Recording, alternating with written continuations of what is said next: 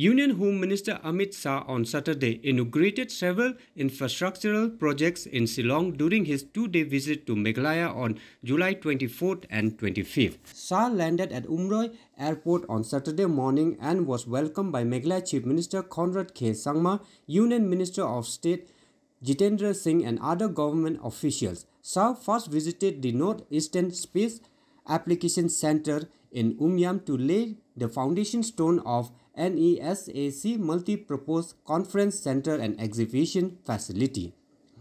The gathering at NESAC was also attended by Union Donor Minister Kishan Reddy, Union Minister of State Jitendra Singh, Chairman of ISRO Dr. K. Sivan, and Chief Minister of all the Northeastern states. From there, Shah headed to Mawlai Mawyong in Shillong to inaugurate the Interstate Bus Terminus ISBT.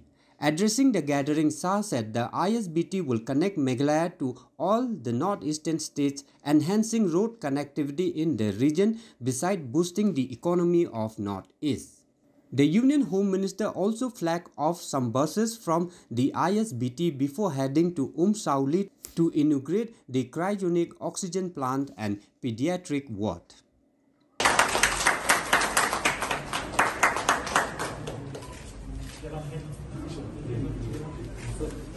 State transport corporation लगभग 60 बसों का fleet है इनके पास और कई सारी private buses यहां चलती हैं, मगर एक ऐसा सेंटर चाहिए था जो इकोनॉमी का भी सेंटर बने और गतिविधियों का भी सेंटर बने। एक अत्याधुनिक रेलवे बस स्टेशन को देखकर हमें मालूम पड़ता है यहां पर इकोनॉमिक गतिविधियों का भी एक केंद्र बनेगा और हमारे ट्रांसपोर्टेशन का भी एक केंद्र बनेगा।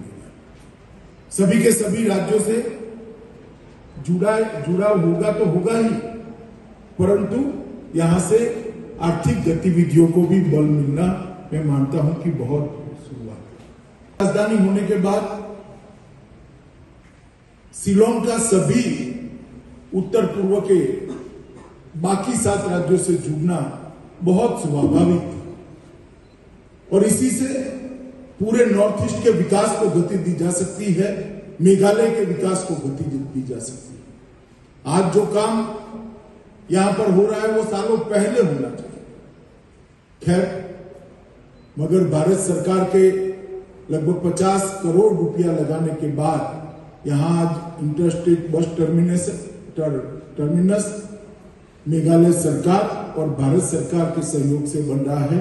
इसका आज मुझे बहुत बड़ा आनंद है और मैं मानता हूं कि एनईसी ने जिस प्रकार से आगे काम किया है ये बहुत महत्वपूर्ण है। मित्रों, जहां तक नॉर्थ ईस्ट का सवाल है, नॉर्थ ईस्ट देश के ऐसे क्षेत्रों में से है जहां कनेक्टिविटी की जरूरियत बहुत महत्वपूर्ण है।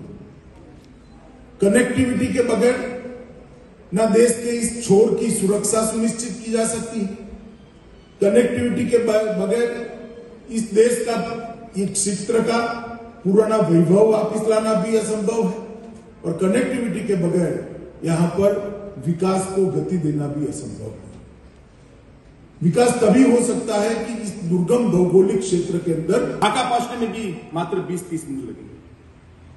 मेरे कहने का मतलब यह है सर कि आज ये इंटरस्टेट बस टर्मिनस यहां पे इनॉग्रेट हुआ है, ये एक बहुत ही इंपॉर्टेंट चीज है और हमारे स्टेट के लिए और नॉर्थ ईस्ट के लिए ये बहुत ही प्रोडक्टिव होगा।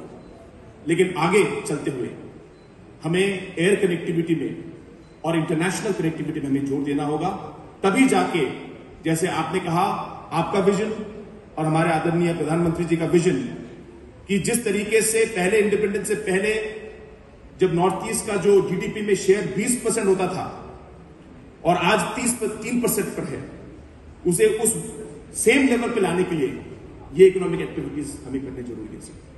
तो इन्हीं शब्दों के साथ सर एक बार फिर आपको बहुत बहुत धन्यवाद और एनईसी के सारे हमारे members, specially our NEC secretaries here and all the other officials who are here present, who have played a vital role in ensuring that this project is completed on time, including the Transport Department out here, our Honorable Transport Minister and all the officials. I'm sure that with the completion of this project, this will be a great boon for the entire Northeast region, especially for the connectivity of buses, for the people as well as goods from different parts of the Northeast to our state.